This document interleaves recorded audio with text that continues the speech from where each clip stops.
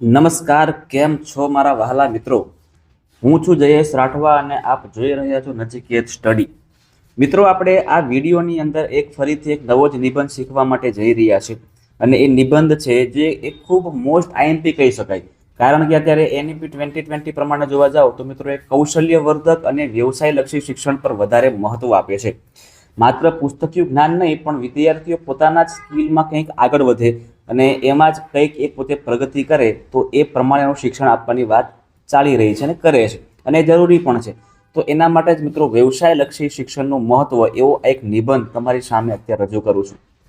ચાલો, એકદમ મિત્રો તમારે શબ્દ પણ ખાસ જોવાના છે, કઈ જગ્યાએ કેવા શબ્દ ગોઠવેલા છે, કેવી રીતે વાક્ય ગોઠવેલા છે, કેવી રીતે ફકર પાડેલા છે, આ બધું જ તમારે જોવાનું છે અને સમજવાનું છે. ચલો શરૂઆત કરીએ છીએ. પહેલા ફકરામાં શું આપેલું છે? તો શિક્ષણ એ માત્ર રોજગાર મેળવવાનું સાધન નથી, પરંતુ જીવન જીવવાની કળા શીખવાનું માધ્યમ છે. હા, સૌથી પહેલું વાક્ય. આજના ઝડપી અને સ્પર્ધાત્મક યુગમાં માત્ર પુસ્તકીય જ્ઞાન પૂરતું નથી. વિદ્યાર્થી પાસે જ્ઞાનની સાથે કોઈ ચોક્કસ કાર્ય કરવાની કુશળતા હોય તે જરૂરી છે. આ જરૂરિયાતને પૂર્ણ કરતું શિક્ષણ એટલે વ્યવસાયલક્ષી શિક્ષણ. તે વ્યક્તિને શિક્ષણ સાથે રોજગાર, સ્વરોજગાર અને આત્મનિર્ભરતા માટે તૈયાર કરે છે. ઓકે, હવે બીજો ફકરો જોઈએ, એમાં અર્થ જોશું. હવે તો વ્યવસાયલક્ષી શિક્ષણ એટલે એવું શિક્ષણ કે જેમાં વિદ્યાર્થીઓને કોઈ ચોક્કસ વ્યવસાય, કૌશલ્ય અથવા કાર્યક્ષેત્ર સાથે સંબંધિત વ્યવહારુ જ્ઞાન અને તાલીમ આપવામાં આવે. તેમાં સિદ્ધાંત સાથે પ્રયોગ અને કાર્યકુશળતા પર ભાર મૂકવામાં આવ્યો છે. ઇલેક્ટ્રિશિયન, ફિટર, કોમ્પ્યુટર ઓપરેટર, કૃષિ, હસ્તકલા, ઓટોમોબાઈલ, આરોગ્ય સેવા, બ્યુટી અને વેલનેસ જેવા વગેરે ક્ષેત્રોમાં આપવામાં આવતી તાલીમ એ તેના ઉદાહરણો છે. ત્યાર પછીનો ફકરો જોઈશું આપણે, તો કે ભાઈ પહેલાની શિક્ષણ પદ્ધતિ કેવી હતી? તો પરંપરાગત શિક્ષણમાં મુખ્યત્વે શું? તો કે પુસ્તકીય જ્ઞાન અને પરીક્ષામાં સારા ગુણ મેળવવા પર ભાર મુકાતો હતો. પરિણામે ઘણી વખત શિક્ષિત યુવાનો પાસે ડિગ્રી હોવા છતાં જરૂરી વ્યવહારુ કૌશલ્યનો અભાવ જોવા મળતો.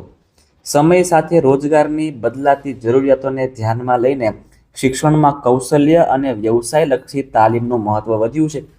એનઈપી 2020 દ્વારા પણ કૌશલ્ય આધારિત અને વ્યવસાયલક્ષી શિક્ષણને પ્રોત્સાહન આપવામાં આવ્યું છે. વ્યવસાયલક્ષી શિક્ષણ વિદ્યાર્થીઓને માત્ર નોકરી શોધનાર નહીં, પરંતુ રોજગાર સર્જનાર બનવાની દિશામાં પ્રેરિત કરે છે. તે બેરોજગારી ઘટાડવામાં, સ્વરોજગાર વધારવામાં અને યુવાનોને આત્મનિર્ભર બનાવવામાં મદદરૂપ બને છે. શિક્ષણ અને ઉદ્યોગ વચ્ચેનું અંતર ઘટાડવામાં પણ તેની મહત્વપૂર્ણ ભૂમિકા છે.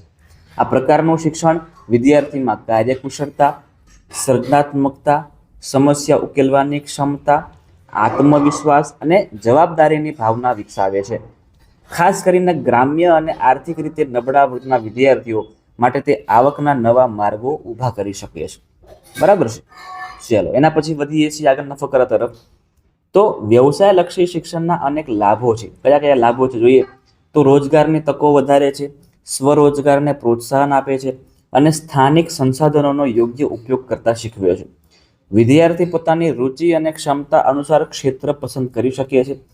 પરિણામે શિક્ષણ વધુ રસપ્રદ અને જીવનલક્ષી બને છે. દેશને કુશળ માનવબળ મળે છે અને અર્થતંત્રને પણ વેગ મળે છે. વ્યવસાયલક્ષી શિક્ષણના વિકાસમાં કેટલીક મુશ્કેલીઓ પણ છે. ઘણી જગ્યાએ પૂરતી પ્રયોગશાળાઓ, સાધનો અને પ્રશિક્ષિત શિક્ષકોનો અભાવ છે. કેટલાક વાલીઓ અને વિદ્યાર્થીઓમાં વ્યવસાયલક્ષી શિક્ષણ અંગે હજી પણ પરંપરાગત માન્યતાઓ જોવા મળે છે. કેટલાક લોકો તેને સામાન્ય શિક્ષણ કરતાં નીચું માને છે, જે વિચારસરણીમાં પરિવર્તન કરવાની જરૂરિયાત છે.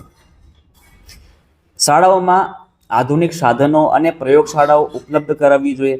શિક્ષકોને સમયાંતરે તાલીમ આપવી જોઈએ. સ્થાનિક ઉદ્યોગો અને સંસ્થાઓ સાથે શાળાઓનું જોડાણ વધારવું જોઈએ. વિદ્યાર્થીઓને ઇન્ટર્નશીપ, પ્રાયોગિક તાલીમ અને વ્યવસાયિક માર્ગદર્શનની તકો આપવી જોઈએ. વાલીઓ અને સમાજમાં વ્યવસાયલક્ષી શિક્ષણ અંગે જાગૃતિ ફેલાવવી પણ જરૂરી છે.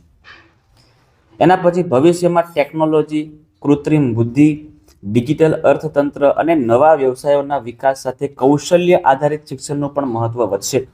જો શિક્ષણને સ્થાનિક જરૂરિયાતો અને ઉદ્યોગોની માંગ સાથે જોડવામાં આવે તો યુવાનો રોજગાર અને સ્વરોજગારની વિશાળ તકો ઊભી થઈ શકે છે. અંતમાં આપણે એવું કહી શકીએ કે કુશળ યુવા એ આત્મનિર્ભર રાષ્ટ્રની સૌથી મોટી શક્તિ છે. વ્યવસાયલક્ષી શિક્ષણ જે છે એ શિક્ષણને જીવન અને રોજગાર સાથે જોડે છે. તે યુવાનોમાં કૌશલ્ય, આત્મવિશ્વાસ અને આત્મનિર્ભરતા વિકસાવે છે.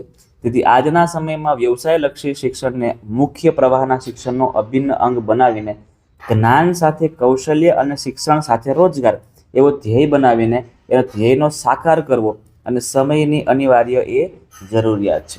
બરાબર મિત્રો, તો આ તમારે આવી રીતે નિબંધ લખવાનો છે. તમારે આટલા નિબંધમાંથી 10 માર્ક્સ રેડી કરવાના, તમારે 10 માર્ક્સ મેળવવાના છે. તમારી ટાટની પરીક્ષાની અંદર મિત્રો તમને 2 નિબંધ પૂછશે, એટલે કે તમને 3 પૂછશે, પણ તમારે લખવાના છે કેટલા? 2. એટલે પ્રત્યેકના 10 માર્ક્સ છે. 10 માર્ક્સમાં તમારે આટલી વસ્તુ લખવી મિત્રો ખાસ છે. જો તમે આટલું પરફેક્ટ લખી શકો છો તો તમારા મિત્રો મેક્સિમમ આમાંથી માર્ક્સ આવી શકશે.